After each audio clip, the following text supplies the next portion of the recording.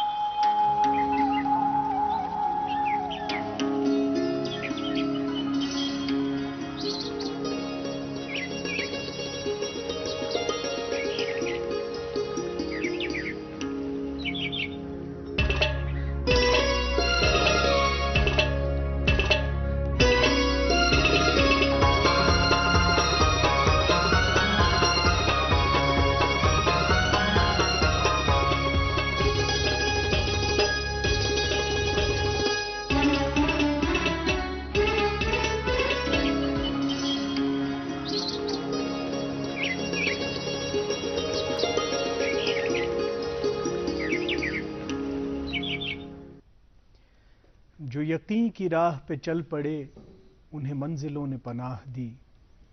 जो यकीन की राह पे चल पड़े उन्हें मंजिलों ने पनाह दी। जिन्हें वसवसों ने डरा दिया वो कदम कदम पे भटक गए। आप सभी दोस्तों का इस्तकबाल खैर मकदम प्रोग्राम गुड मॉर्निंग J&K के एक और ताज़ा शुमारे में हमारी तरफ से प्यार, खुलूस, ताज़ीम और तकरीम भरा सलाम कबूल करें। आप सभी देखने वालों के लिए आज भी हमारे लबों पर यही दुआ कि आप लोग जहां कहीं भी रहें खुश व खुरम रहें, बसहत व सलामत रहें, बखैर व आफ़ियत रहें, ज़िंदगी के मामलात में रमा दमा रहें, ज़िंदगी की इस जद्दोजहद में सरगर्दां रहें और ज़िंदगी के इम्तहानात में कामयाब व कामरा रहें। आपका ये यकीन कि ठीक 8 बजे हम ये प्रोग्राम आपकी खिदमत में पेश करेंगे और हमारी ये ज़िम्मेदारी, हमारी ये कोशिश कि बिला ताख़ीर हम अपने मुकर्रर वक्त पर आपकी खिदमत में हाजिर होते हैं। और ये अल्लाह ताला करे कि ये खुलूस, ये प्यार, ये यकीन, ये रब्त, ये रिश्ता आगे भी कायम दायम रहे। आज इस प्रोग्राम में शर्फ़ मेज़बानी मुझे हासिल होगा, मैं काजी मोहम्मद अमार, और मेरे साथ रहेंगे आज मेरे दोस्त, मेरे भाई वसाफ जिलानी। अस्सलाम वालेकुम वसाफ, आप खैरियत से हैं? सेहत ठीक? अल्लाह का एहसान, आप कैसे हैं? आप कैसे? अल्हम्दुलिल्लाह, अल्लाह का करम, अल्लाह का करम। नाज़रीन मेरी तरफ से प्यार, खुलूस, मोहब्बत भरा सलाम कबूल करें और नाज़रीन उस ज़ात का शुक्र अदा करते हैं जिसने हमें आज की सुबह देखना नसीब फरमाया। और नाज़रीन मोहतरम, इस सुबह का आगाज़ इसी दुआ के साथ किया आज का दिन, ये महीना और ये साल हम सब के लिए कामयाबी और कामरानी भरा साबित हो। आमीन, अल्लाहुम्मा आमीन। और नाज़रीन मोहतरम, आज सदहिम माह रमज़ान तो नबी अकरम सल्लल्लाहु अलैहि वसल्लम अकिस हदीस में आमुत तमो फरमून मन साम रमज़ान ईमान वहतसाबन गुफिर लहु मा तक़द्दमा मिन ज़ंबिही। यम त नफरन ईमान तो एहतसाब सान यम रोज़ थई, यम रोज़ बरिन तो अल्लाह ताला तम सारी पतम गुनाह माफ़ करा। तो अल्लाह ताला मंगो यह कि सन यम गुनाह तम माफ़ कर तो बे सही वत सो वत यो सिरातुल मुस्तकीम वत तथ वत पे कर तौफीक पकन ताकि यम सन यतिक मामला तो आखिरतिक मामला तम गसन सहल आसान तो बेहतर। आमीन या रब्बुल आलमीन। तो बे अमार वुचान वुचान आज सदहिम माह रमज़ान तो यह तरह फिक्री कि यह पीरियड यह कत पे द्राव तो यह फेरान कि वन कस तान दह बचान। अल्लाह ताला सुन करम ये मौसमी एतबार पे कर बेशक तो यथ माह रमज़ानस मज पज पे तरह फिक्री कि इन दह कपर द्राय। हालांकि वनकन पूरे वक्त कोई तरह फिक्री, मतलब रेतन तर लगा, वरियन तर लगा। ठीक ये रेत मेहमान बनित तो पे ये रेत नीरित कह कि वाय बे करो पन तकवा शारी, परहेजगारी या इबादतन मज कल रेतस मज गना सो कैफियत गे बे पद। मगर यह रेतस क्या अल्लाह ताला सिफत थोमुत ये रेतस मज कि सारी मुतवज्जा पन्निस खालिक कायनातस कुन गसान। खैर तह कोरू सदह माह रमज़ानुक जिक्र तो आज दो हवालों वारिया अहमियत याद। आज ग़ज़वा बद्र का दिन है, 17 रमज़ान, सबसे अजीम जंग जो अब तक और क़यामत तक जितने भी मारके होंगे सबसे अजीम मारका जो कहलाएगा वो जंग बद्र का ही मारका कहलाएगा। और इसकी ख़ुसूसियात 2 हवालों से है। एक तो ये कि जो ऐलान मग़फ़िरत का اللہ کی طرف سے بدر میں شامل صحابہ کے لیے ہوا، وہ کسی بھی بالکل صحابی یا کسی بھی شخص کے لیے نہ ابھی تک ہوا ہے نہ آئندہ کبھی ہوگا۔ اللہ تعالیٰ فرماتے ہیں کہ تم اب جو بھی کرو میں نے تمہیں بخش دیا، ایک تو یہ اعلان، اور دوسرا یہ کہ حضور پاک صلی اللہ علیہ وسلم کی گواہی کہ حضور پاک صلی اللہ علیہ وسلم اپنے رب سے مخاطب ہو کر کہتے ہیں کہ یا اللہ اگر تم نے یہ 313 صحابی جو ہیں ان کی حفاظت نہیں کی، اگر یہ ہلاک ہو گئے تو اس دنیا میں تمہارا نام لینے والا کوئی نہیں ہوگا۔ تو یہ امتیاز ہے کہ اس جنگ کی اتنی فضیلت ہے، اتنی اہمیت ہے اور اتنی عظمت اس جنگ کو حاصل ہے۔ خیر، معرکہ آرائی پہ بات کرنا اس دن کا مقصد نہیں ہے، مقصد یہ ہے کہ جو کیفیت صحابہ کی تھی اس جنگ میں، بالکل جس ثابت قدمی سے اور جس استقامت سے، جس فرما برداری اور جس پرہیزگاری کا مظاہرہ انہوں نے کیا، بالکل اس کو اجاگر کرنا اور اس سے سبق حاصل کرنا اس دن کا مقصد ہے، اس معرکے کی یاد دہانی کا مقصد ہے، اس کا تذکرہ کرنے کا مقصد ہے، جس کے بارے میں علامہ اقبال کہتے ہیں کہ فضائے بدر پیدا کر، فضائے بدر پیدا کر، فرشتے تیری نصرت کو اتر سکتے ہیں گردوں سے قطار اندر قطار اب بھی۔ تو یہ جو ایک ہمارے لیے نصیحت آموز بات ہے کہ انہی کیفیات، اسی احساس کو ہم اپنے دل میں بیدار کریں اور ٹھیک جو لاہ عمل صحابہ نے ہمارے لیے رکھا ہے اسی لاہ عمل پر ہم عمل پیرا ہوں، اپنی زندگیوں کو بھی سنواریں اور آقا نامدار کے تئیں وہ جو ایک صحابہ کا ناقابل تسخیر ضمیر، لامتناہی غیرت اور لافنائی جذبہ تھا، ہم بھی اس کو عمل آ سکے۔ خیر، غزوہ بدر پہ اور اس کے پیغامات پہ تو ہم تفصیلاً انشاءاللہ بات کریں گے، لیکن پہلے کچھ اپڈیٹس موسم کے حوالے سے، بالکل موسم کے حوالے سے ناظرین اور شاہراہوں کے حوالے سے آپ تک اپڈیٹس پہنچاتے ہیں۔ تو آج دن بھر سری نگر جموں لیہ میں مطلع صاف رہے گا، سری نگر ذات سطح 20 ڈگری سیلسیس اور کم سے کم 5 ڈگری سیلسیس رہنے کی توقع ہے، جموں میں 32 اور کم سے کم 17، لیہ میں 1 اور کم سے کم -11 ڈگری سیلسیس رہنے کی توقع ہے۔ اب شاہراہوں کی اور چلیں تو آج NH44 سری نگر جموں نیشنل ہائی وے پہ آج چھوٹی گاڑیوں کو دونوں اطراف سے چلنے کی اجازت، تاہم مال بردار بڑی گاڑیوں کو آج سری نگر سے جموں کی طرف روانہ کیا جائے گا۔ SSG روڈ سری نگر سونمرگ گمری روڈ پہ آج چھوٹی گاڑیوں کو دونوں اطراف سے چلنے کی چھوٹی گاڑیوں کو آج کرگل سے سری نگر سے کرگل جانے کی اجازت ہے، ایک طرفہ ٹریفک ہے اور یہ ضروری ہے کہ اینٹی سکڈ چینز لگا کے آپ جو ہے چلے سکتے ہیں۔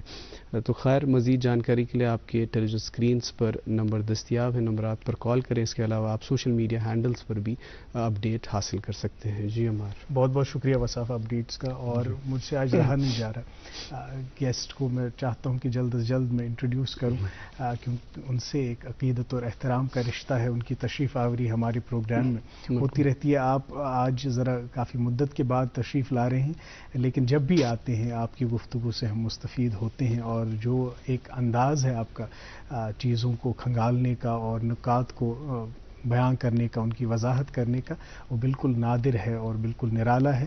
میری مراد مولانا سید الرحمان شمس صاحب سے ہے، جو ایک جید عالم دین ہیں۔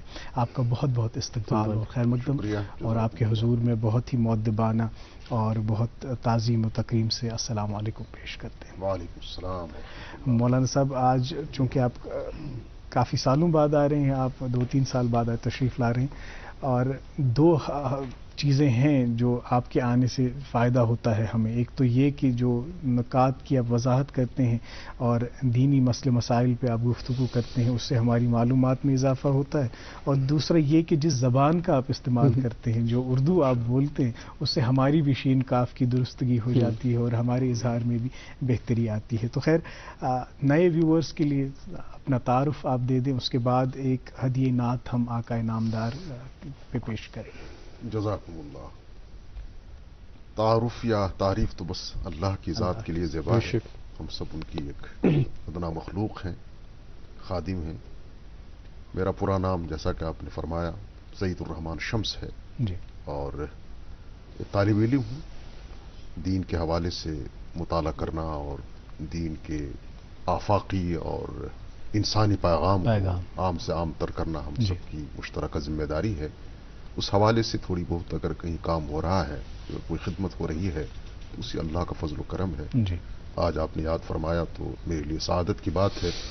اس پوری مجلس میں ہم لوگ انشاءاللہ کچھ اہم باتوں کی طرف جی توجہ دلائیں گے اپنے ناظرین کی، سامعین کی اور دنیا بھر کے سننے والوں کی، اور ایک ایسا پیغام جو آج کے حالات کے تناظر میں انتہائی ضروری ہے جی اسے دینے کی کوشش کریں گے انشاءاللہ. خیر، یہ تو ہماری خوش بختی ہے کہ آج ہمیں شرف میزبانی حاصل ہے اور آپ کے ساتھ ایک سٹیج شیئر کر رہے ہیں. خیر، ماہ رمضان میں ہمارا معمول یہ رہتا ہے کہ ہم کوشش کرتے ہیں زیادہ سے زیادہ نعت شریف سے ہی ہم پروگرام کا آغاز کریں.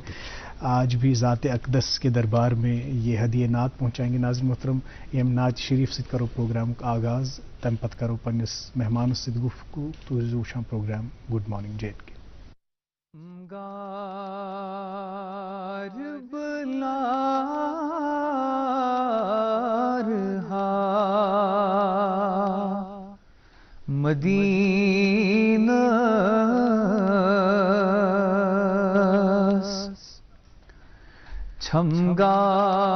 چھمگار بلا رہا مدینہ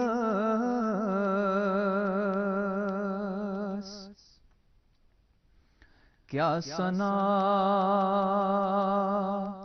آسنا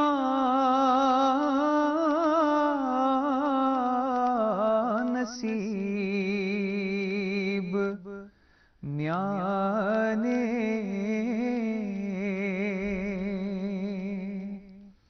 کیا ثنا آسنا نصیب میانے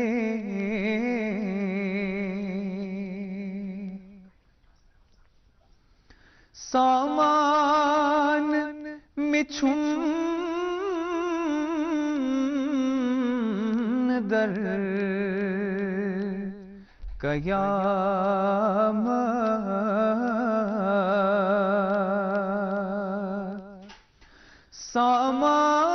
سامان میں چھم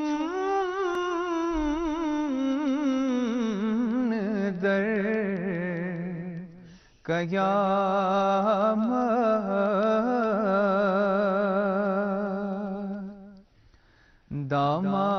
دامان رٹئی منیب میانے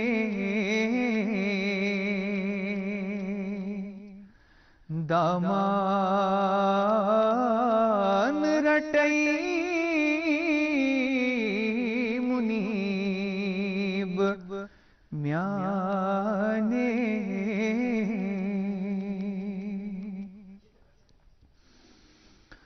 معراج کرو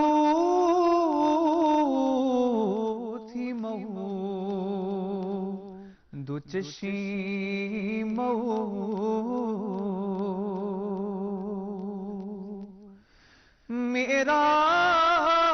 معراج کرو تھی مو دو چشیمو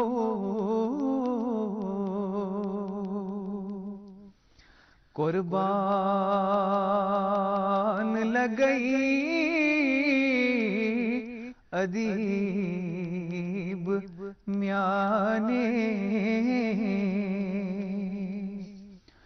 قربان لگئی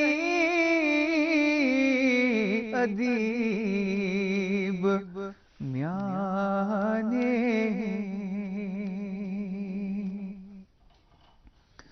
یامت بوچھئی صبح دو ہاروئی یامت بوچھئی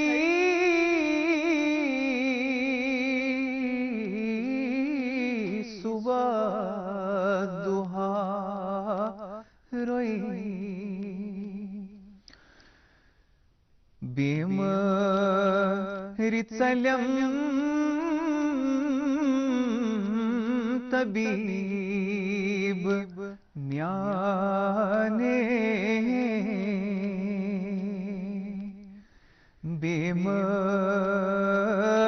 چلے طبیب میانے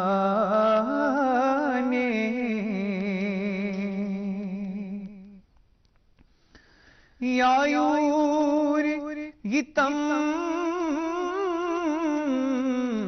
دتم میں دیدار یایور یتم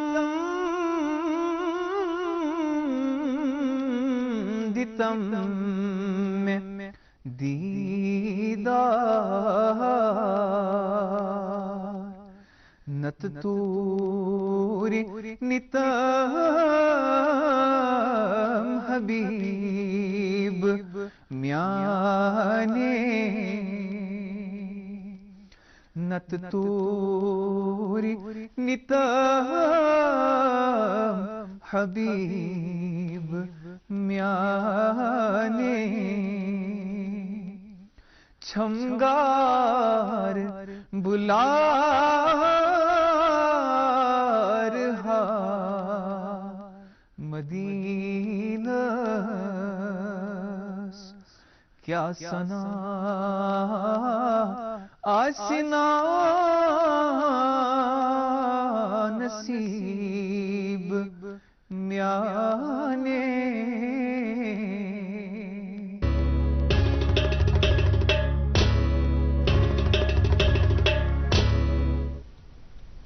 جب وقت شفاعت آئے گا میں دامن کمبر پکڑوں گا، جب وقت شفاعت آئے گا میں دامن کمبر پکڑوں گا، مولا یہ کہیں گے میرا ہے، مولا یہ کہیں گے اپنا ہے، اپنوں پہ عنایت ہوتی ہے۔ خیر یہ ہدیہ نعت ہم نے بدربار رسول مقبول صلی اللہ علیہ وسلم ایک نذرانہ پہنچایا، اللہ تعالیٰ کرے کہ اس نذرانے کو درجہ قبولیت حاصل ہو۔ آج ہم جنگ بدر اور غزوہ بدر پہ بات کر رہے ہیں، اور ہمارے ساتھ جو مہمان تشریف فرما ہے مولانا سعید الرحمان شمس صاحب۔ مولانا صاحب اس موضوع کو کھولنے کے لیے مجھے لگتا ہے پہلے ہمیں تاریخی پس منظر میں جھانکنا بہت ضروری ہے۔ جی جی بالکل۔ پس منظر کیا تھا؟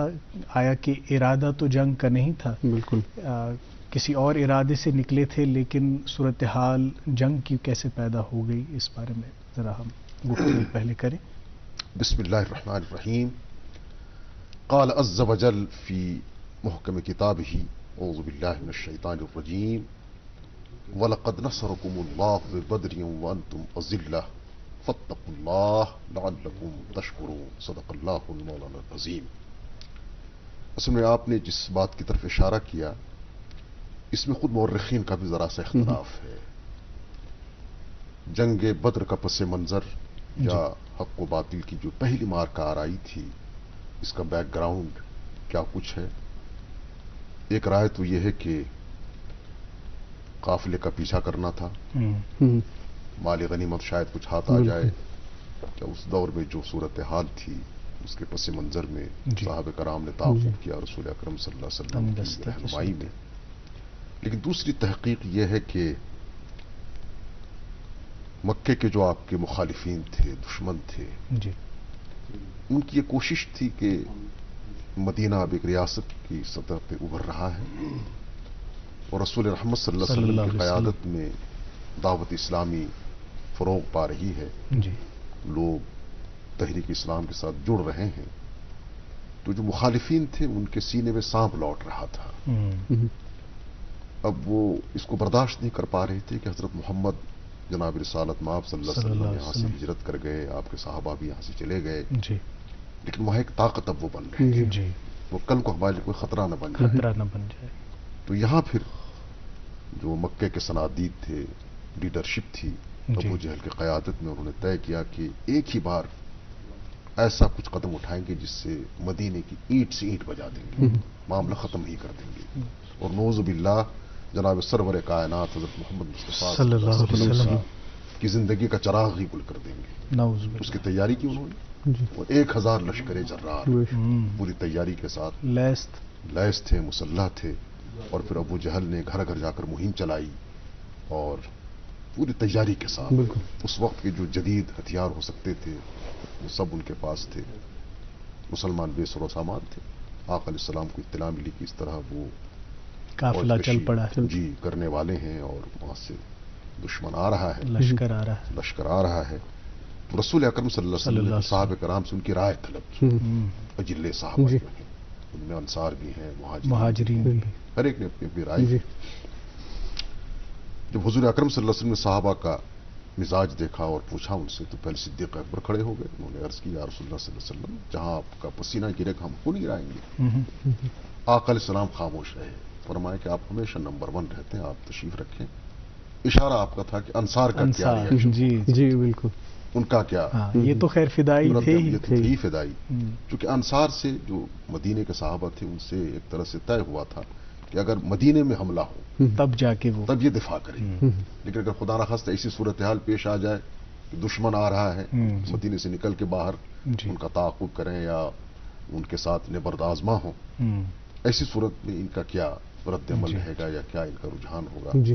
حضرت مقداد ابن اسود رضی اللہ تعالیٰ عنہ جو مدینے کے انصار کے صحابی ہیں اور سردار ہیں قبیلے کے، وہ کھڑے ہو گئے اور بڑی فکر انگیز اور تاریخی تقریر کی، جذبات سے بھری. انہوں نے عرض کی یا رسول اللہ صلی اللہ علیہ وسلم ہم وہ نہیں ہیں جو موسیٰ علیہ السلام کے پیروکاروں نے بنی اسرائیل نے ان سے کہا تھا کہ آپ اور آپ کے خدا جا کے لڑیں، ہم یہاں بیٹھ کے تماشا دیکھیں گے.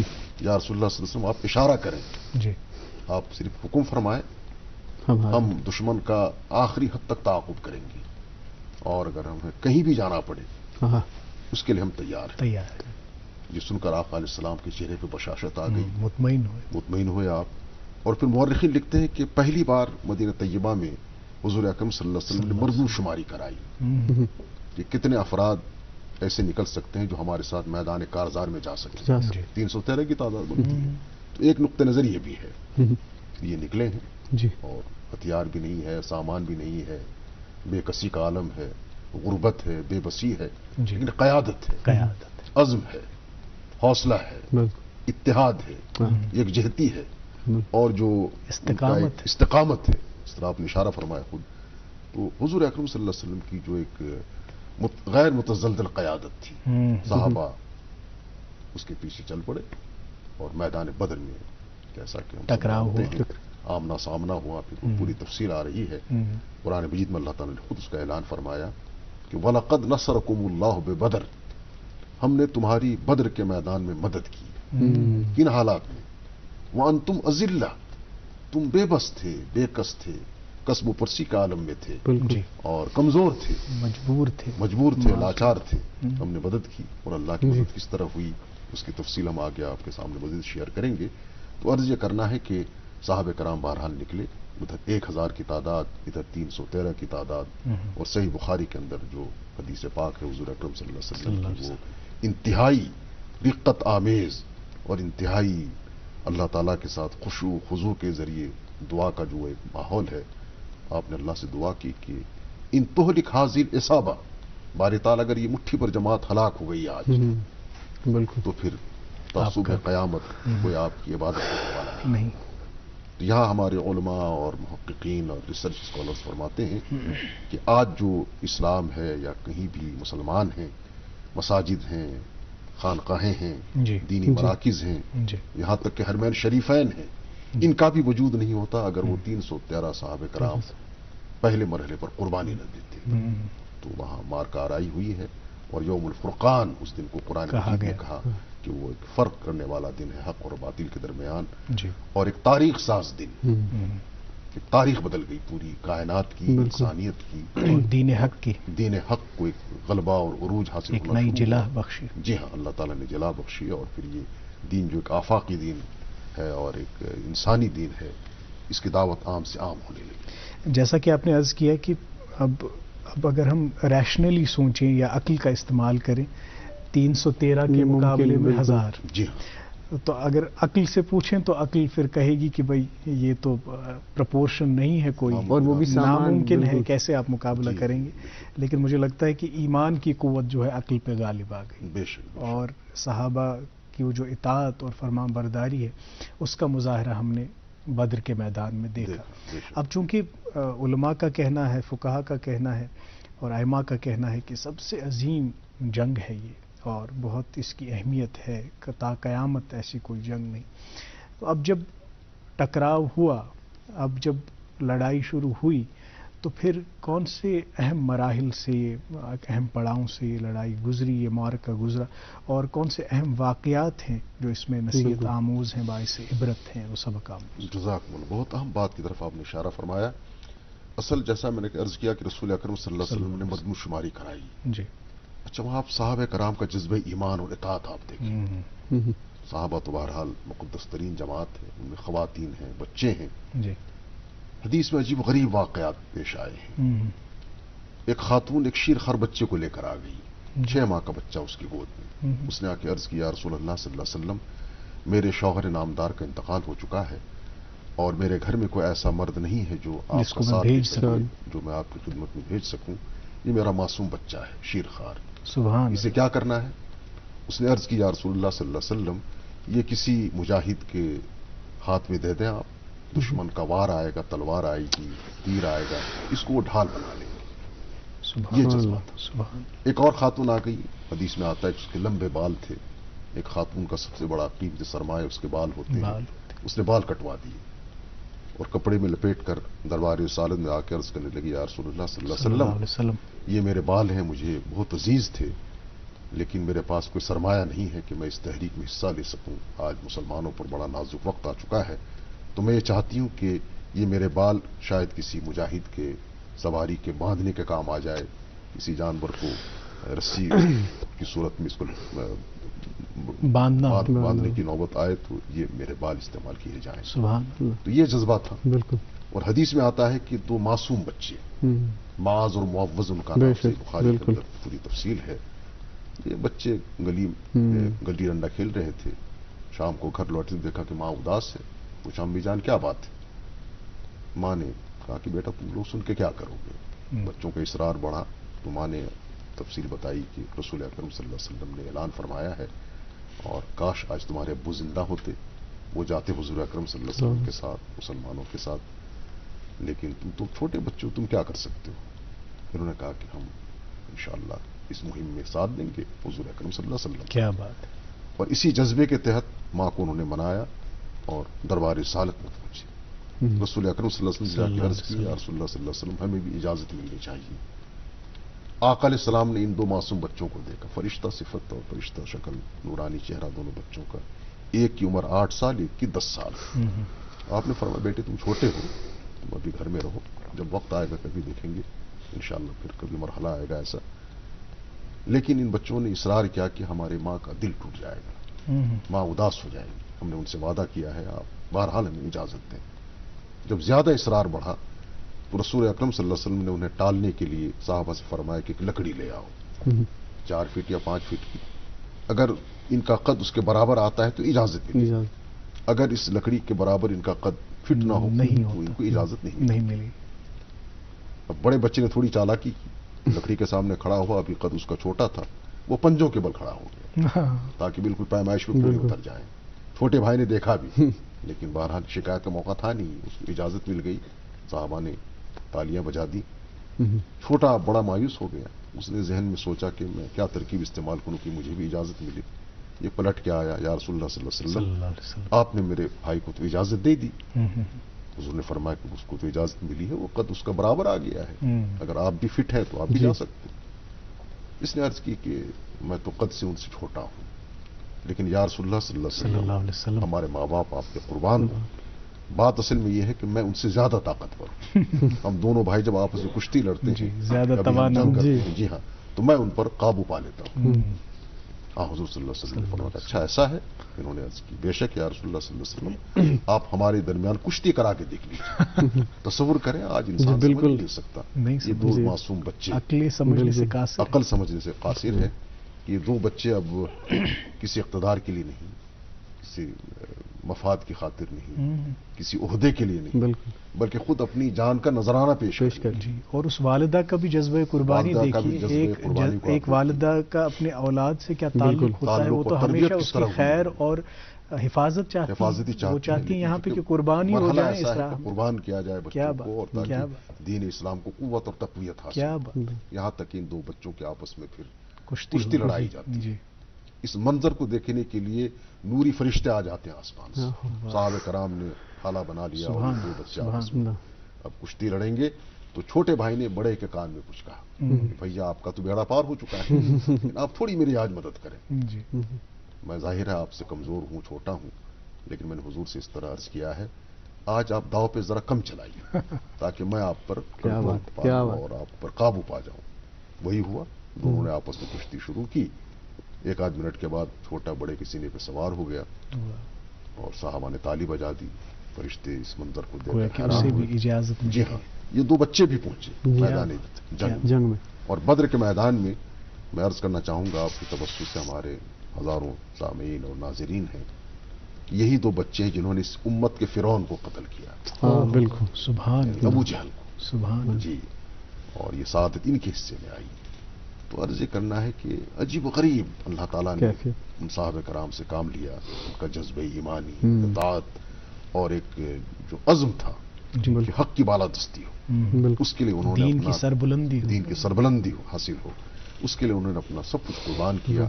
اور نتیجے کے طور پر ہم نے دیکھا اور دنیا جانتی ہے کہ 70 مخالفین قتل کیے گئے اور 70 قیدی بنائے گئے.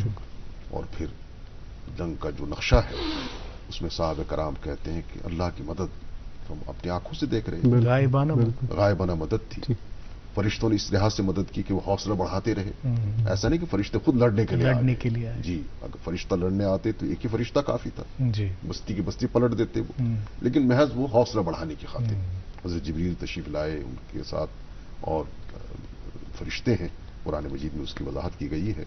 تو اصل یہ ہے کہ صحابہ کا عزم، ان کی استقامت اور رسول اکرم صلی اللہ علیہ وسلم کی قیادت پر بھرپور ایمان اور یقین. اور پھر آقا علیہ السلام نے جو دعا مانگی تھی اور دعا میں جو آپ کی کیفیت تھی، حضرت صدیق اکبر رضی اللہ تعالیٰ عنہ نے یہ دیکھ کر عرض کیا یا رسول اللہ صلی اللہ علیہ وسلم فتح ہمارے قدم چنے گی انشاءاللہ. اور وہی ہوا. اور وہی ہوا بھی. انشاءاللہ اس گفتگو کے تسلسل کو ہم جاری رکھیں گے. ابھی وقت ہوا چاہتا ہے کہ اخبارات کی سرخیاں ہم اپنے ناظرین تک پہنچائیں. آپ بھی سنیے. بالکل. آپ کی اجازت سے میں چاہتا ہوں وصاف شروع کریں. جی ناظرین، میرے پاس مقامی اردو روزنامہ اس سے ایک خبر شامل پروگرام کرنا چاہیں گے. وادی منشیات فروشوں اور اس کے استعمال کرنے والوں کے لیے محفوظ اڈا. ملک میں منشیات کا استعمال کرنے والے ریاستوں میں دوسرے نمبر پر. تو یہ ایک بڑی ہی خراب خبر کہ دوسرے نمبر پہ ہے جموں اینڈ کشمیر کی اسٹیٹ منشیات کا استعمال. یہ تو خیر ہے ہی اور تشویشناک صورتحال ہے. اس حوالے سے اللہ تعالیٰ بہتری فرمائے. اردو روزنامہ ہے میرے پاس اور اس میں یہ خبر شائع ہوئی ہے: شکایات کو سننا اور مشکلات حل کرنا ہمارا فرض اولین. Lieutenant governor. ترقی کا فائدہ تمام طبقوں، خاص طور پر قطار میں کھڑے آخری آدمی تک پہنچے. جی میرے پاس انگریزی روزنامہ اس سے ایک خبر شامل پروگرام کرنا چاہیں گے: ایل جیز ملاقات from health care to environment, L G resolves on spot public grievances. جی اردو روزنامہ میرے پاس اور اس میں بھی ایک اہم خبر شائع ہوئی ہے: رمضان المبارک 1444 کا تیسرا جمعہ، وادی میں روح پرور اجتماعات، خصوصی دعاؤں کا اہتمام. جی میرے پاس اردو روزنامہ اس سے بھی ایک خبر شامل پروگرام کرنا چاہیں گے: کووڈ-19 کے حوالے سے جموں کشمیر میں کورونا کے 95 کیس، 8 مہینوں کے بعد 50 سے زائد افراد متاثر. جی انگریزی روزنامہ ہے ناظرین محترم میرے پاس اور اس کی شہ سرخی ہے: Kashmir's P R industry emerging winner in institutional race. جی میرے پاس آخری انگریزی روزنامہ اس سے دو خبر شامل پروگرام کرنا چاہیں گے: weather likely to remain dry till April 10. اسی اخبار سے ایک اور خبر: C S launches 3 online service of science and tech department. جی آخری اردو روزنامہ ناظرین محترم میرے پاس بھی اور اس میں یہ خبر شائع ہوئی ہے: G20 تقریبات اور سیاحوں کی بڑھتی ہوئی تعداد، سری نگر بین الاقوامی ہوائی اڈے پر رش سے نمٹنے کے لیے سہولیات میں اضافہ. خیر، ہم آج غزوہ بدر کے حوالے سے بات کر رہے ہیں مولانا سعید الرحمان شمس صاحب سے، جو کہ ہمیں اپنی گفتگو سے آگاہ کر رہے ہیں اور مستفید کر رہے ہیں. میں چاہتا ہوں گفتگو کا سلسلہ آگے وصاف بڑھائیں. مولانا صاحب، جیسا آپ نے فرمایا کہ کس طریقے سے جو ہے جنگ لڑی گئی اور کس طرح سے جو ہے فتح ملی، فتح حاصل کی. تو میں چاہتا ہوں کہ کیونکہ آج کے دور میں ریلیونس اس کی کس طرح سے پیغمبر آخر زمان نے وہ اسٹریٹجی کی ٹیکٹکس تھے یا لیڈرشپ کوالٹیز، اس حوالے سے اگر آپ فرمائیں. بالکل، بہت اہم بات آپ نے پوچھی ہے اور سوال کیا ہے. دراصل رسول کائنات حضرت محمد مصطفیٰ صلی اللہ علیہ وسلم کی جو ذات گرامی ہے وہ ایک ماڈل ہے، بالکل نمونہ ہے. ہے. لقد کان لکم فی رسول اللہ اسوۃ حسنۃ لمن کان یرجو اللہ والیوم الآخر وذکر اللہ کثیرا. تو رسول اکرم صلی اللہ علیہ وسلم نہ صرف میدان جہاد کے مرد قائد ہیں، بالکل اسی طرح سے آپ ایک داعی ہیں، جی ایک پیغمبر امن و امان ہیں، جی اور اسی طرح سے آپ ایک سربراہ مملکت ہیں، بے شک آپ ایک جج بھی ہیں. یعنی ہر ڈائمنشن آپ کی مبارک زندگی ہمہ کے ہیں. پہلو، ہمہ ہمہ پہلو جہت شخصیت ہے آپ کی، جی ہمہ جہت شخصیت ہے. تو رسول اکرم صلی اللہ علیہ وسلم کی قیادت یا آپ کی نبوت یا آپ کی ذات جو کہ نمونہ ہے، تو جس اعتبار سے بھی آپ دیکھیں اور قیامت تک جس دور میں بھی آپ کی ذات کو آپ سامنے رکھیں گے رہنمائی حاصل کی جا سکتی ہے. میدان جنگ کی بات آپ اگر کریں گے تو ایک الگ دور تھا، اس وقت جنگ کا ماحول الگ تھا اور جنگ الگ انداز سے ہوتی تھی. آج صورتحال الگ ہے، مختلف ہے. لیکن رسول اکرم صلی اللہ علیہ وسلم جو نقوش چھوڑے ہیں کہ جنگ کے اصول کیا ہونے چاہیے، اس کے پیمانے کیا ہونے چاہیے اور کن حالات میں جنگ ناگزیر ہو جاتی ہے، جی وہ تمام چیزیں تفصیلات ہمارے سامنے ہیں. کبھی بھی اسلام نے یا پیغمبر اسلام حضرت محمد صلی اللہ علیہ وسلم نے اقدامی جنگ نہیں فرمایا کہ آپ خود آگے بڑھے اور دشمن کی سرکوبی کی، دفاع کیا. جی کبھی انیشیٹ نہیں کیا. جی ہاں، یہاں سے. اور یہ اس لیے بھی ضروری سمجھا گیا کہ دین اسلام جو ہے یہ انسانیت کا مذہب ہے، امن و امان کا، امن و امان کو قائم مساوات کرنا چاہتا ہے، مساوات کا مذہب ہے. اور کہیں بھی اگر ظلم ہے، جبر ہے، جی اس کے خلاف آواز بلند کرنا، بالکل یہ دین اسلام کی ایک اہم گویا کہ ایک دعوت ہے، ایک پیغام ہے کہ کہیں اگر ظلم ہے، جبر ہے، حق تلفی ہو رہی ہے تو اس کے خلاف انسان اپنی آواز بلند کرے، جی جی حدود کے اندر، قیود کے اندر، انسانیت کے دائرے میں رہ کر. تو یہ ایک بہت بڑا اہم ایک ذمہ داری ہے ایک مسلمان کی، ایک انسان کی. اور اس اعتبار سے جنگ بدر میں ہم دیکھتے ہیں کہ رسول اکرم صلی اللہ علیہ وسلم نے ایک مظلوم قوم کی بالکل قیادت کی اور اس قیادت میں آپ 100% کامیاب رہے.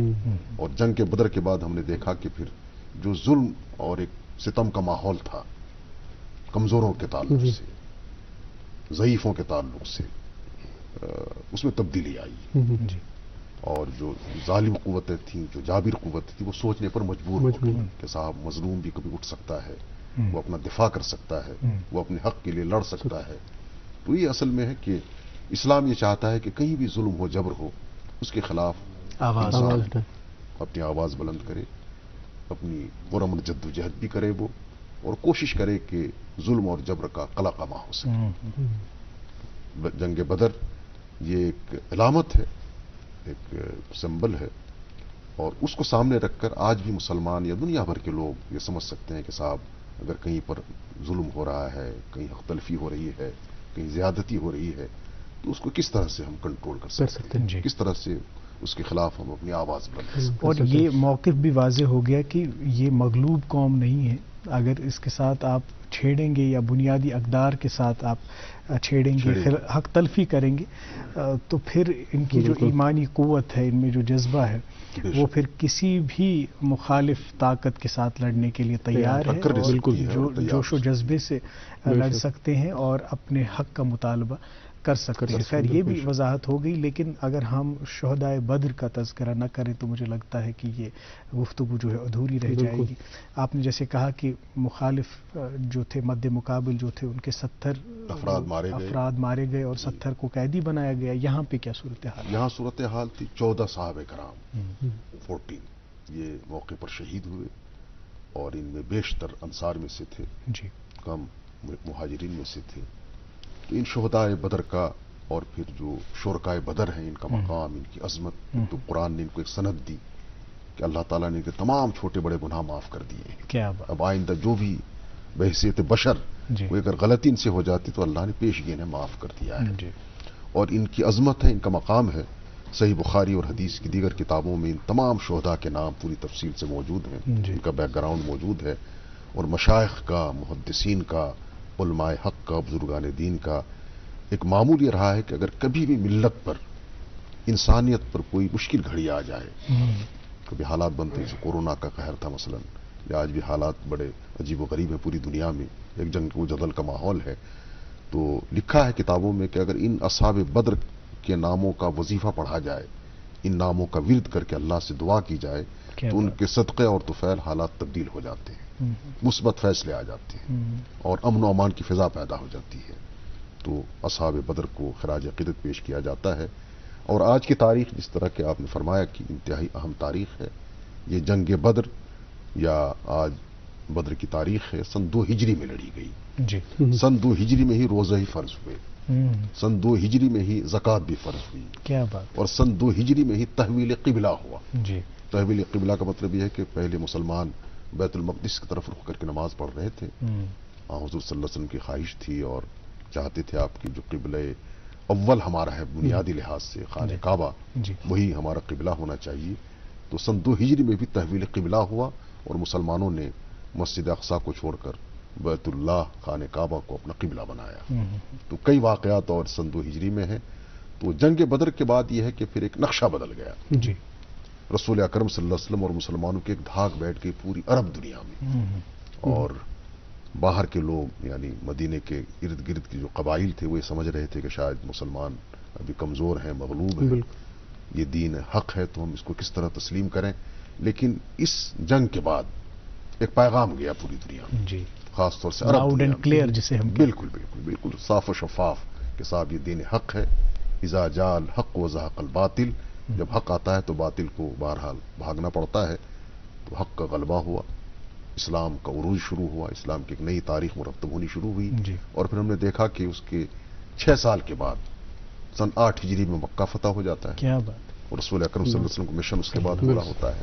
اور آج کی تاریخ میں جناب عمار صاحب آپ سے عرض کروں، کہتے کہ پوری دنیا کی آبادی 8 ارب ہے، اب اس میں 2 ارب کلمہ گو ہیں، گویا کہ 25% مسلمان۔ اس تحریک کا آغاز رسول اکرم صلی اللہ علیہ وسلم نے کیا اپنے مبارک زندگی میں، اور 23 سال کی آپ کو نبوت اور رسالت کا جو زمانہ ہے اس میں یہ تبدیلیاں آ گئی۔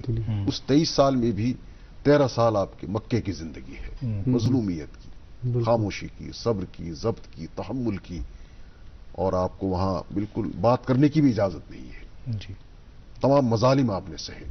اب آپ نے مدینہ ہجرت کی، وہ 10 سال کا وقفہ آپ کو ملتا ہے، اس بیچ میں جنگ بدر ہے، احد ہے، خندق ہے، صلح حدیبیہ ہے، یہاں تک کہ پھر فتح مکہ، اور پھر فتح مکہ اذا جاء نصر اللہ والفتح ورأیت الناس يدخلون فی دین اللہ افواجا۔ اسلام کا پیغام عام ہو چکا ہے، اور حضور اکرم صلی اللہ علیہ وسلم کی پیشین گوئی ہے، اور آپ نے یہ بشارت بھی دی ہے کہ یہ پیغام پوری دنیا میں پہنچ جائے گا، چاہے کوئی محل میں رہے، چاہے کسی غار کے کھو میں رہے، جھونپڑی میں رہے، وہاں تک پہنچے گا، اور اس دین کو غلبہ حاصل ہوگا، کیونکہ انسانیت کا دین ہے، مساوات کا دین ہے، ہمدردی کا دین ہے۔ یہی وجہ ہے ہم جب جنگ بدر کے پس منظر میں ان قیدیوں کو دیکھتے ہیں، ان کے ساتھ جو سلوک کیا مسلمانوں نے، رسول اکرم صلی اللہ علیہ وسلم کی ہدایت پر، صحابہ خود بھوکے رہتے تھے، ان کو کھانا کھلاتے تھے، کیا بات، یہ کھجوروں پر گزارا کرتے تھے، روٹیاں ان کو پیش کرتے تھے، بہتر سے بہتر وہ سہولت پہنچانے کی کوشش ہوتی تھی، اور معمولی فدیہ لے کر کئی کو یوں ہی چھوڑ دیا گیا، کوئی غریب تھا نہیں تھا کچھ، اس کو یوں ہی چھوڑا گیا۔ اور جو لکھنا پڑھنا جانتے تھے، کہ دین اسلام جو ہے یہ ایک فطری مذہب ہے، اور علم و حکمت کا مذہب ہے، پہلی وہی آپ کے علم میں ہے ہی، دنیا جانتی ہے کہ اقرا پڑھنے کی تعلیم دی گئی۔ تو حضور نے فرمایا کہ جو قیدی لکھنا پڑھنا جانتا ہے، مسلمان 10 بچوں کو لکھنا پڑھنا سکھا دے، اس کا یہی فدیہ ہو گیا۔ اور مولانا صاحب یہ بھی کہ آج جو ہم کہتے ہیں کہ جنگ میں سب جائز ہے، تو اس بات کی بھی وضاحت حضور اقدس نے کر دی کہ سب کچھ جائز نہیں ہے، اس کا بھی ایک ضابطہ ہے، اور اس ضابطے کو عمل میں لا کے دکھایا کہ اگر آپ نے قیدی بھی کسی کو بنایا تو اس کے بھی حقوق ہیں، جیسے ہم آج پرزنر رائٹس کا ذکر کرتے ہیں، اس کی بات کرتے ہیں، مجھے لگتا ہے وہیں سے ترغیب دی حضور صلی اللہ علیہ وسلم نے کہ بھائی تمام چیزیں حضور اکرم صلی اللہ علیہ وسلم نے عملاً کر کے دکھایا اور انہی چیزوں کو آج اصول بنا کر دنیا پیش کر رہی ہے ماڈرن انداز میں. لیکن بانی اس کے دراصل پیغمبر رحمت حضرت محمد مصطفیٰ صلی اللہ علیہ وسلم. اور مولانا صاحب آج کے اس دور میں بھی دیکھیں یہ جو سمبل ہے حق اور باطل، لڑائی تو آج بھی وہی ہے. بالکل ہے نا. جی ہاں. آج اب اس جدید دور کی اصطلاح میں کہیں تو جو وہ معرکہ تھا جنگ بدر کا، وہاں پہ کچھ اور سچویشن تھی، کچھ اور سرکمسٹانسز تھے، لیکن حق اور باطل کی جنگ جو ہے کبھی ختم ہونے والی نہیں. اس میں بس اقبال اسی کو کہتے ہیں کہ ستیزہ کار رہا ہے ازل سے تا امروز، چراغ مصطفی سے شرار بولہبی. جی ہاں. اور آج بھی یہ مجھے لگتا ہے تذکرہ بدر کا مقصد یہی ہے کہ ہم ذرا احتساب کریں، انٹروسپیکٹ کریں، اپنے گریبان میں جھانک کے دیکھیں کہ آیا کہ ہم حق کے ساتھ ہیں کہ ہم باطل کے ساتھ. اور خدا نہ خواستہ اگر باطل کے ساتھ. جناب کی باتوں کو آگے بڑھانا چاہوں گا. رسول اکرم صلی اللہ علیہ وسلم کا مشہور ارشاد گرامی ہے، اگرچہ زمانے جاہلیت کا ایک مقولہ تھا کہ انصر اخاک ظالما او مظلوما. حضور کے اس فرمان کا مطلب یہ ہے کہ صحابہ سے آپ نے فرمایا کہ اپنے بھائی کی مدد کرو چاہے وہ ظالم ہو یا مظلوم. صحابہ چونکے، انہوں نے عرض کی یا رسول اللہ صلی اللہ علیہ وسلم ہم تو مظلوم کی مدد کر سکتے ہیں، ظالم کی کس طرح مدد کریں؟ فرمایا اسے ظلم سے روک کر. کیا بات، اس کی مدد ہے کیا اس کی اصلاح کرو، اس کو ظلم سے روکنے کی کوشش کرو. کیا بات، یہ اس کی مدد ہے. کیا بات. تو یہ آپ نے صحیح فرمایا کہ جنگی اصول، امن کے اصول، انسانیت کے اصول اور سماج کو آگے بڑھانے کے اصول، یہ تمام چیزیں حضور اکرم صلی اللہ علیہ وسلم نے. کیونکہ آج جو صورتحال ایسی ہو گئی ہے وصاف، جب ہم دیکھتے ہیں تو ہمیں لگتا ہے کہ باطل ہی غالب آ رہا ہے اور باطل کے پاس بہت طاقت ہے، اس میں بہت قوت ہے. بالکل. لیکن جب ہم حق کا دامن تھامتے ہیں تو یوں لگتا ہے کہ بھئی ہم تو کمزور ہیں، ہم تو مغلوب ہیں. تو آج بھی یہ جو کانفلکٹ ہے، آج بھی یہ جو معرکہ ہے حق اور باطل کے درمیان، اس جدید دور میں آپ کس طرح سے دیکھتے ہیں اور اس جنگ بدر سے کیا نصیحت اخذ ہم کر سکتے ہیں، کیسے عملا سکتے ہیں اور اپنا جو پکش ہے اس کو درست کر سکتے ہیں؟ بالکل بہت اہم بات ہے یہ. دراصل یہ ہے کہ حق اور باطل کی آویزش تو قیامت تک رہے گی. معیار یہ ہے کہ آپ یہ دیکھیں کہ صاحب صداقت کیا ہے، عدل کیا ہے، انصاف کیا ہے، اس کے لیے آپ کھڑے رہنا ہے. اگر وقتی طور قربانی دینی پڑے، سختی برداشت کرنی پڑے، سیکریفائز کرنی پڑے تو وہ کرنا ہے. اور یہی ایک انسان مومن کا سب سے بڑا، مومن کا سب سے بڑا شیوا اور اس کا زیور ہونا چاہیے ہے. جی ہاں. تو خیر آج جنگ بدر پہ تو ہم بات کر ہی رہے ہیں، لیکن ایک اور اہم دن ہے ام المومنین عائشہ صدیقہ، پیغمبر آخر الزمان کی اہلیہ اقدس کا آج یوم وصال ہے. تو اگر ان کا ذکر نہ کریں تو یہ آج کے دن کی یہ گفتگو نامکمل رہ جائے گی. میں چاہوں گا کہ ان کی سیرت طیبہ کہ کیسے انہوں نے دین کی خدمت کی اور وہ جو ایک رشتہ تھا، ایک قربت، ایک محبت آقا نامدار کے ساتھ، جس کی مثال آج تک ہم دیتے ہیں. جب بھی ازدواجی زندگی کا نمونہ دینا ہوتا ہے، ہمیں کہیں پہ پیش کرنا ہوتا ہے، کوئی مثال پیش کرنی ہوتی ہے تو وہی حوالہ دیتے ہیں. تو ان کی ذات پہ تھوڑا سا گفتگو فرما دیجیے. انشاءاللہ ضرور. دراصل ماہ رمضان جہاں انتہائی عظمت اور فضیلت کا مہینہ ہے، اور آپ نے دیکھا کہ ماہ رحمت کے 10 دن گزرے، پھر اب عشر مغفرت چل رہا ہے اور عشر نجات کا بھی آغاز ہو جائے گا انشاءاللہ. یہ تمام چیزیں ہیں، اللہ تعالیٰ کی خیر و برکت کا بے پناہ نزول ہو رہا ہے. لیکن اسی کے ساتھ ساتھ اس ماہ رمضان میں کچھ اہم تاریخ ہیں. مثلا 3 ماہ رمضان حضرت خاتون جنت کا یوم وصال تھا، حضور اکرم صلی اللہ علیہ وسلم کی چھوٹی صاحبزادی فاطمۃ الزہرا. 10 ماہ رمضان ہم سب کی اولین ماں حضرت خدیجہ الکبریٰ جو اسلام کی عظیم ترین محسنہ ہیں، ملکہ عرب خدیجہ الکبریٰ رضی اللہ تعالیٰ عنہ کا یوم وصال تھا. تو حضرت خدیجہ کے وصال کے بعد یہ 26 سال کی تقریباً آپ کی ازدواجی زندگی ہے. ان کی وفات کے بعد چونکہ انہی سے تمام اولاد رسول اکرم صلی اللہ علیہ وسلم کی ہیں، 4 صاحبزادیاں، 2 بیٹے، ایک بیٹا ایک اور اہلیہ کے وطن مبارک سے ہے، حضرت ابراہیم ماریہ قبطیہ رضی اللہ تعالیٰ عنہ کے وطن سے. تو ان کے وصال کے بعد خدیجہ کے سن 9 نبوی یا 10 نبوی مورخین کا اختلاف ہے، مکی زندگی ہے. تو اب آپ کی ذمہ داری ہے کہ دعوت اسلامی اور دین کی تبلیغ اور لوگوں کی اصلاح، نبوت کا فریضہ پورا کرنا. گھر میں چھوٹے چھوٹے بچے ہیں، نابالغ بچے، بیٹیاں ہیں. صاحبہ نے مشورہ کیا اور گزارش کی کہ آپ کو اب گھر بسانا چاہیے. جی، آپ شادی کریں، ان کی بھی پرداخت کوئی کر سکے، پرورش و پرداخت ہو سکے، دیکھ بھال ہو سکے. تو 2 رشتے آئے. ایک بیوہ حضرت सौदा रजी अल्लाह ताला अन्हा, दूसरी कंवारी हजरत आयशा सिद्दीक़ा रजी अल्लाह ताला अन्हा। ये आपके यार गार और रफ़ीक ख़ास हजरत अबू बकर सिद्दीक़ रजी अल्लाह ताला अन्हु की साहबजादी हैं, इनसे निकाह होता है। और ये हुजूर अकरम सल्लल्लाहु अलैहि वसल्लम की महबूब तरीन ज़ौज मोहतरमा है, हमारी माँ है। अज़वाज मुतहरात के बारे में कुरान मजीद ने हमें जो हुक्म दिया और जो तालीम दी वो ये कि रसूल अकरम सल्लल्लाहु अलैहि वसल्लम की जो अज़वाज हमारी माँ है। क्या अन्नबी औला बिल मुमिनीन मिन अनफुसिहिम व अज़वाजुहुम उम्महातुहुम।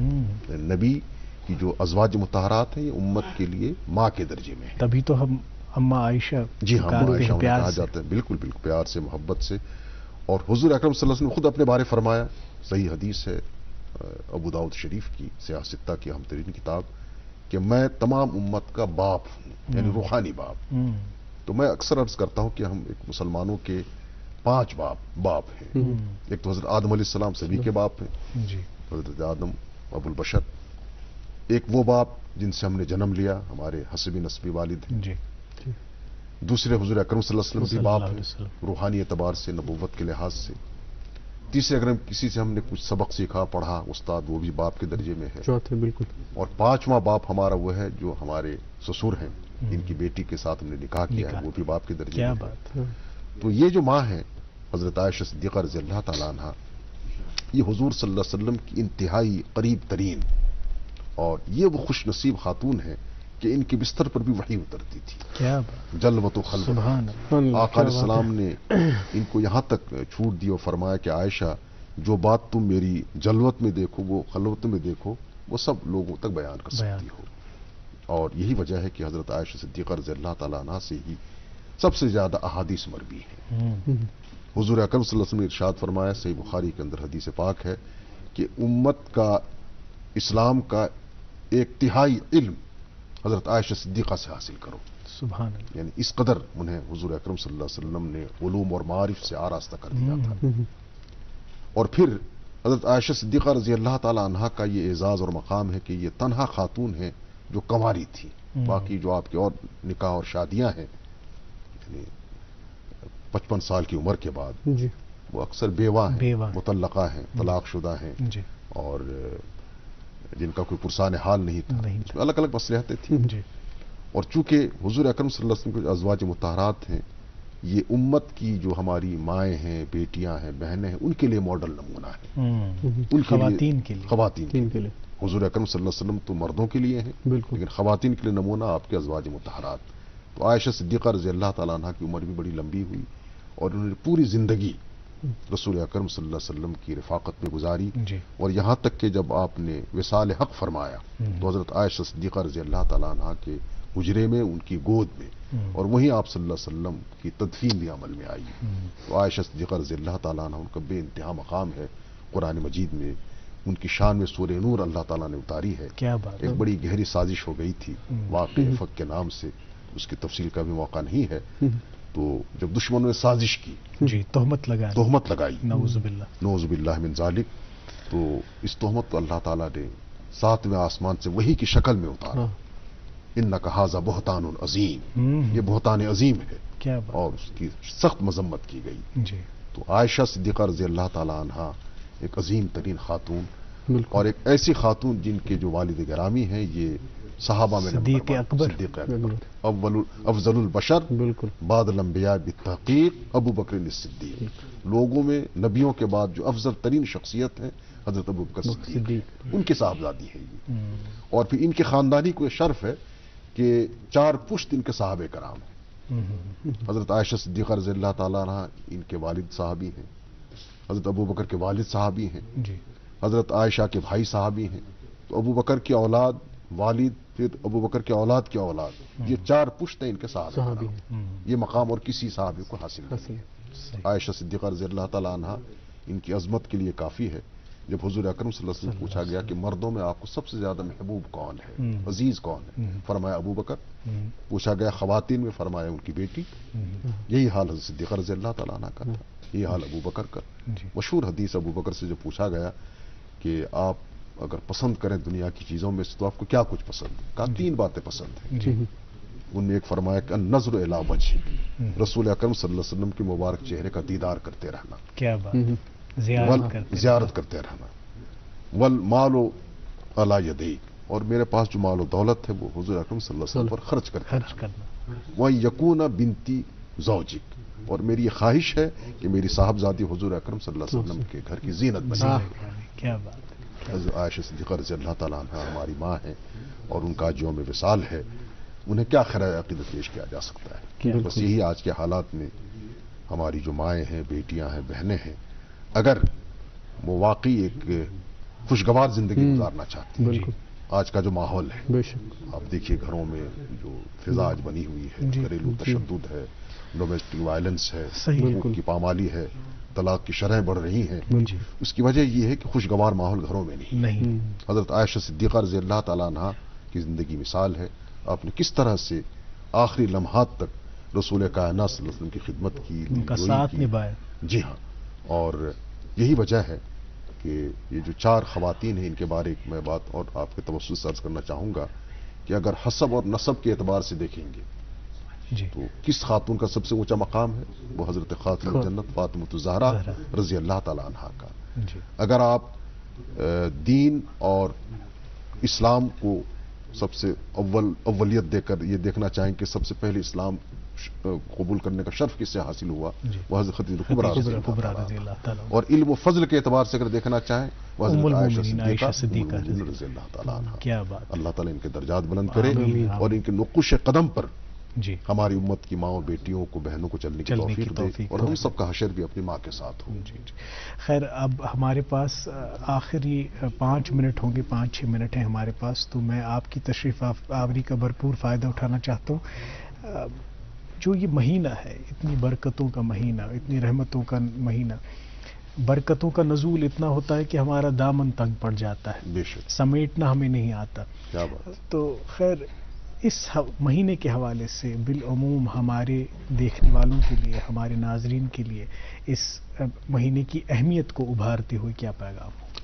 اس کی اہمیت کے حوالے سے تو بس اتنا ہی کہنا کافی ہے کہ رسول اکرم صلی اللہ علیہ وسلم کے ارشاد گرامی ہے، اس ماہ مقدس کی جو عظمت ہے، اس میں جو انوار و برکات کا نزول ہوتا ہے، اگر امت کو یہ پوری طرح احساس ہو جائے تو ہر فرد یہ تمنا کرنے لگے کہ پورا سال روزہ ہی ہونا چاہیے، ماہ رمضان ہی ہونا چاہیے۔ خود ابھی حضرت عائشہ صدیقہ رضی اللہ تعالیٰ عنہ کا ذکر خیر چلا، ہماری ماں ہے، انہی سے مروی ہے کہ جب بھی ماہ رمضان کا چاند نظر آتا، اور یہ میں عرض کر دوں کہ سن 2 ہجری میں روزہ فرض ہوا، اس کے بعد پورے 9 سال تک رسول رحمت صلی اللہ علیہ وسلم کو روزہ رکھنے کا موقع ملا۔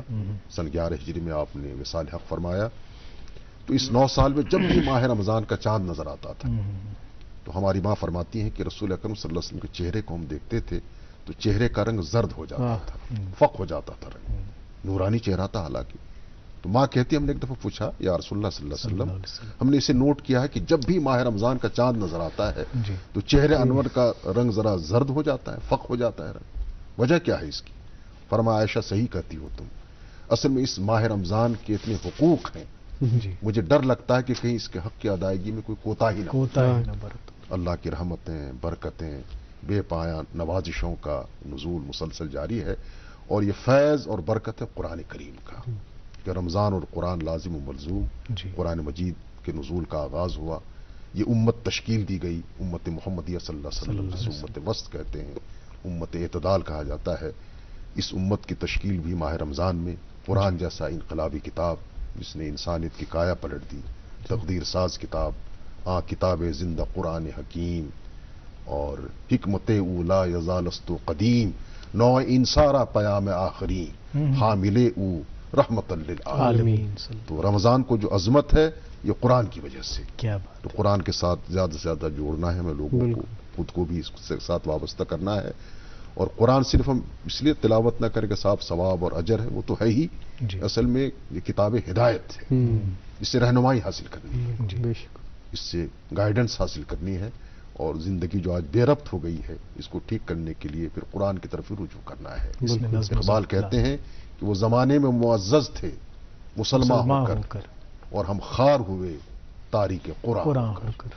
تو آج جو رسوائی ہے اور پسپائی ہے اور گمراہی ہے، یہ سب قرآن مجید کے چھوڑنے کا نتیجہ ہے۔ بالکل صحیح۔ ہمیں اپنا رشتہ پھر سے قرآن کریم کے ساتھ استوار کرنے کی ضرورت ہے.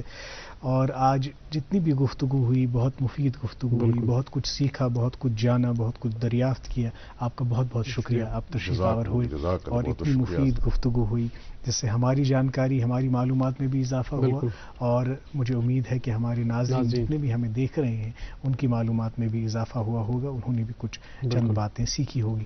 بس اگر ضرورت ہے تو اس بات کی کہ ان چیزوں پہ عمل پیرا ہونا ہے. آپ کا پھر سے ایک بار بہت بہت شکریہ پروگرام میں آئے. ناظرین محترم، آج کے دن جو ایک پیغام لاؤڈ اینڈ کلیئر جاتا ہے وہ یہ کہ حق اور باطل کا معرکہ ہمیشہ رہے گا. بس ہمیں یہ دیکھنا ہے کہ ہماری سارا جو دائرہ عمل ہے ہماری جتنی بھی کوششیں ہیں، کاوشیں ہیں، جو بھی کچھ ہم زندگی میں کرتے ہیں، بار بار یہ احتساب کرنا ہے کہ ہم حق کے دائرے میں ہیں کہ ہم باطل کے ساتھ. اگر خدا نخواستہ باطل اور گمراہی کی طرف ہم ذرا مائل ہو رہے ہیں تو فوراً قرآن سے ہدایت طلب کرنی ہے اور اپنا رخ جو ہے حق کی طرف موڑنا. بالکل. خیر، اسی نوٹ پہ آج کنکلوڈ کرتے ہیں اس پروگرام کو. مجھے اور وصاف کو اجازت دیجیے. آپ اپنا خیال رکھیے، ہماری دیگر نشریات کا لطف لیجیے، بالخصوص اس پروگرام کو پیار اور محبت سے نوازتے رہیے جس کا نام ہے گڈ مارننگ جے این کے.